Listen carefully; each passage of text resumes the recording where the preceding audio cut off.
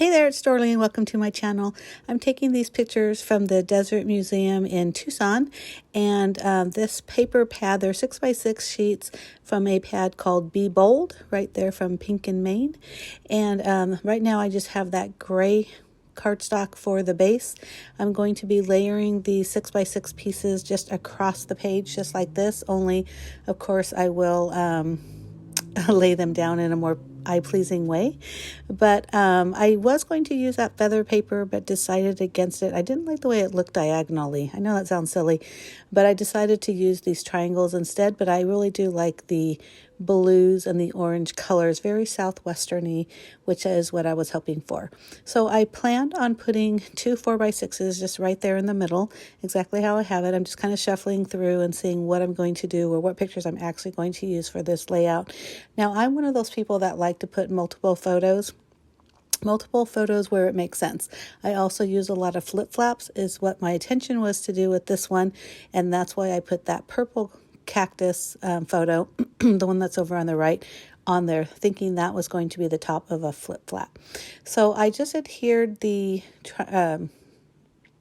squares, the 6x6 squares on top of each other, just a little tack, just to kind of have them in one piece versus three pieces. I was going to cut off those excess, and then I thought, you know what, I've had this paper for years. I'm fine with not saving as much of it as I can, even though the colors are really nice. So originally I was just kind of like eyeballing them, using that 6-inch mark on both the right and left hand side to put this down equally. And then I thought, you know what, I'm going to gut out the middle of this gray and I'm going to put a layer of white on top. So to get them out, I'm just using 2 inches and just doing exactly that, using my trimmer to gut out the center of this cardstock. Now, it's always a good idea, or in my opinion, it's a good idea to cut cardstock when you know you're going to be layering lots of thick cardstock on top of each other.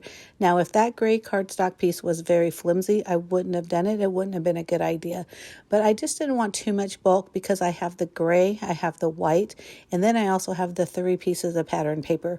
And those pattern papers, those little 6x6 pads, are pretty thick. It's a double-sided pad, and so it's a pretty bulky layout just with that. So it really did help to have that gutted out. So once I put the white on, I went ahead and centered that the one piece of the 3 different pattern papers and just placed it right there on the white part of the cardstock. I really like the way this is looking, but again, I'd like to have lots of pictures. So I decided to trim down 2 of those 4x6 photos into 4x4. There was a lot of what I call white space. So basically like the sky, there was nothing special about it. It was just blue sky. So I did get a little bit of it right above our heads, but I didn't need, 1.5 inches of it. So I went ahead and, like I said, trimmed those down to 4x4. So now I have 3 photos on the layout. And what I really wanted to do was add 2 more with the flips, which again, I decided not to do it after all. Okay, so now what I'm doing is I'm using the print and cut option in Cricut Design Space to create my own embellishments and my own title. So basically what I did is I looked up the images of cactus, and from here, you can change the colors, you can change the sizes, you can do whatever it is you need to do to make it how you want it. And I'm typing the word Desert Museum using the text button. And then I'm going to show you just really quick over there on that left-hand side. That's where you would change the font style. I'm not going to show you how I did it because there's hundreds of fonts and it would take me forever and add more time to this video. But once I decided on a font, I didn't really want anything special or need anything special. I just wanted a good one that I thought looked eye-pleasing. And now I'm going to pull the images and just adjust around the words to create like I mentioned, the title base. I'm hitting the arrange button to move some of the cactus behind, some of them forward.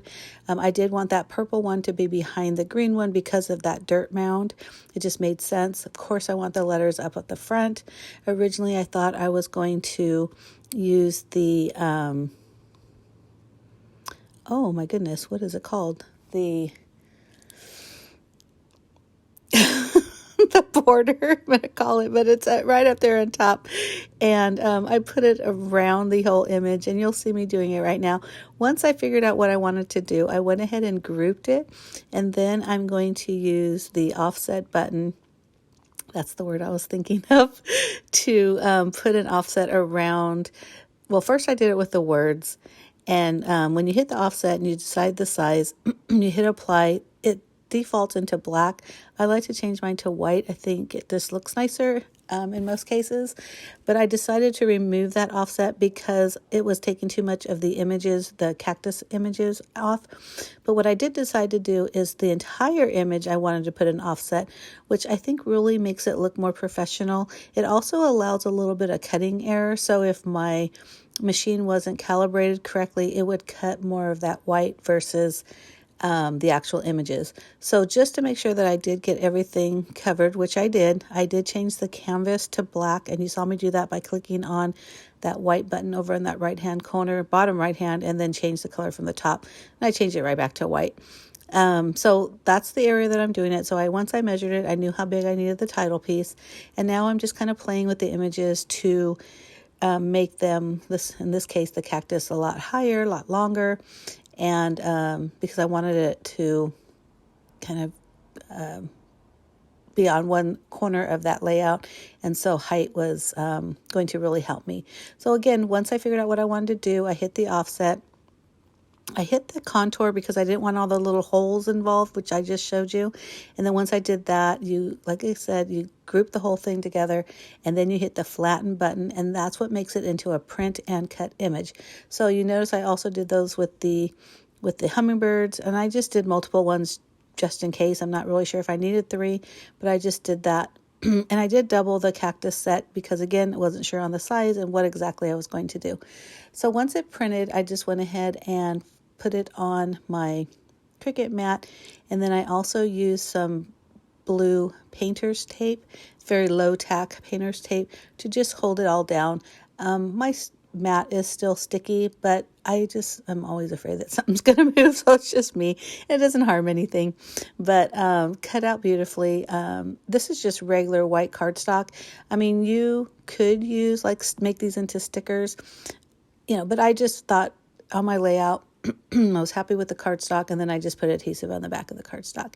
So there they all are. Aren't they so pretty? I really like this idea, especially when you have a lot of letters or small letters, because I could have cut those out and assembled all the different pieces, but that would have been a lot more work. So this is really a simple way.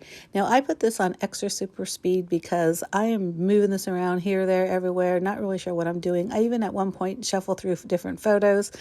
So I finally get to a place where I do like it, and I will adhere it. But for now, you can just kind of watch me shuffle things around. I wanted to let you know that I do post 2 videos a week.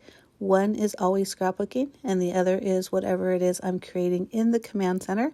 And the Command Center is the name of my craft room and also the name of my blog. I will have a link down below in the information box with a link to my blog, and on the blog you'll have a list of, or I'll have a list, you'll see a list of products that I used, also any other kind of details that I think you might want to know.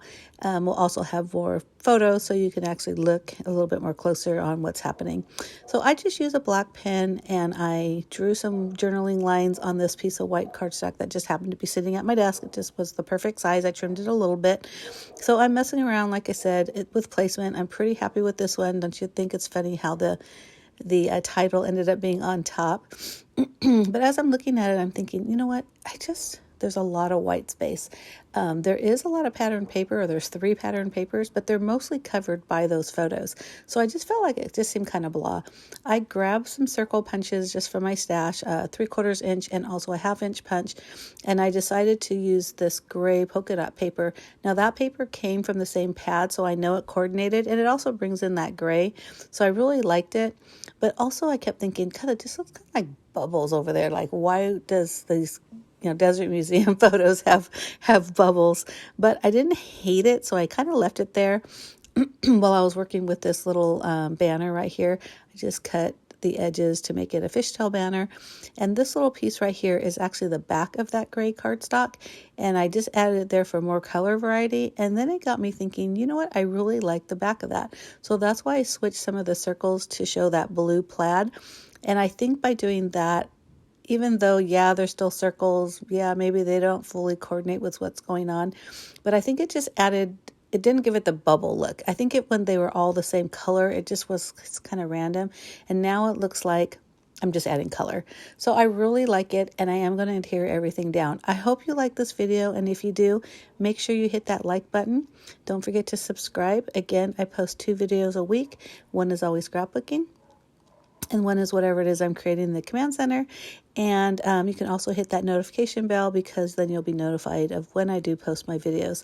Now, this is a go-to of mine. I always use that black fine point pen and just put a border, a hand-drawn border around like white pieces. Now, this is the funny thing. I think 90% of the time I do this on my layouts. And out of those 90%, I do it afterwards. Like it's an afterthought. Like I already didn't know I was going to do it. But whatever, it all works out, and it just adds a little fun. So I hope you do like this again. Thank you so much for watching. Enjoy the photos. Bye.